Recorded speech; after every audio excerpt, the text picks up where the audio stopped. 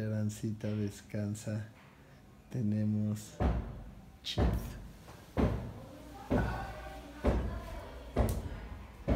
Tenemos chef invitado directo desde Jesús María, Aguascalientes.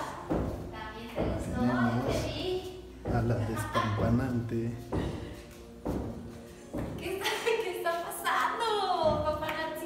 Es el nuevo vlog del chef astral del guayabo. Es una competencia. Y en el capítulo de hoy tenemos a Erika de Jesús María. ¿Cuántos años tienes, Erika? Sí, señores, 26 años. 26 años. Una princesa de aquí de Aguascalientes, hidrocálida de corazón.